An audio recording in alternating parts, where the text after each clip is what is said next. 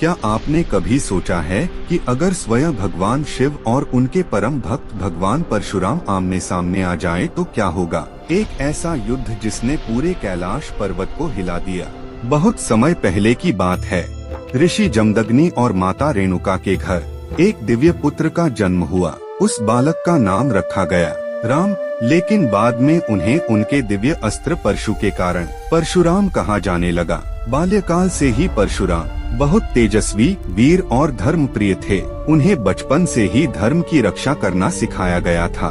जब परशुराम युवा हुए तो उन्होंने निश्चय किया कि वे भगवान शिव को अपना गुरु बनाएंगे। इसके लिए वे हिमालय की ऊंची पहाड़ियों में गए और कठोर तपस्या करने लगे। महीने बीतते गए और कई वर्ष बीत गए। परशुराम बिना भोजन और जल के भगवान शिव का ध्यान करते रहे। उनकी भक्ति और तपस्या से पूरा ब्रह्मांड प्रभावित हो गया। आखिरकार एक दिन भगवान शिव उनके सामने प्रकट हुए।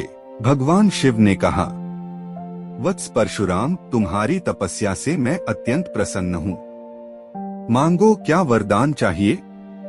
परशुराम ने हाथ जोड़कर कहा, प्रभु, मुझे ऐसा अस्त्र दीजिए जिससे मैं अधर्म और अत्याचार का अंत कर सकूं।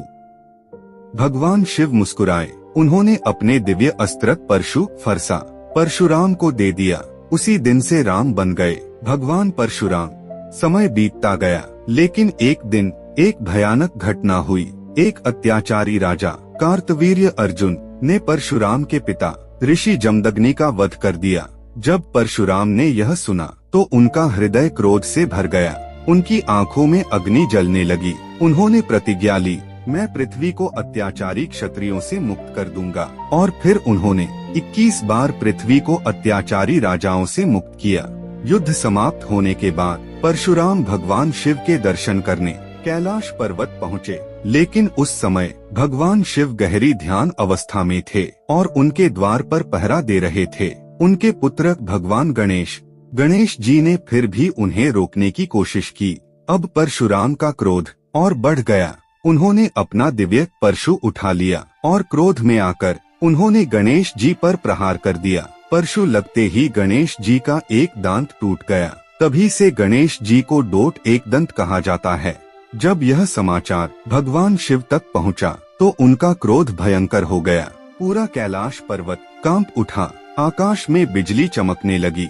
भगवान शिव ने कहा, परशुराम, तुमने मेरे पुत्र पर अस्त्र चलाने का साहस कैसे किया?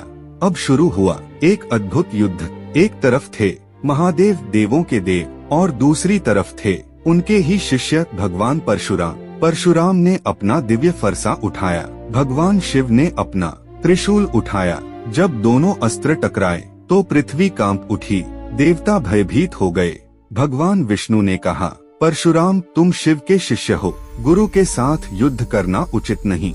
यह सुनकर परशुराम शांत हो गए। उन्हें अपनी गलती का एहसास हुआ। परशुराम ने भगवान शिव और गणेश के चरणों में माथा टेक दिया। उन्होंने कहा, प्रभु, क्रोध में मुझसे बहुत बड़ी भूल हो गई। भगवान शिव ने मुस्कुराते हुए कहा, क्रोध मनुष्य का सबसे बड़ा शत्रु है। अगर आपको भगवान शिव और परशुराम की यह अद्भुत कथा पसंद आई हो तो वीडियो को लाइक करें, चैनल को सब्सक्राइब करें।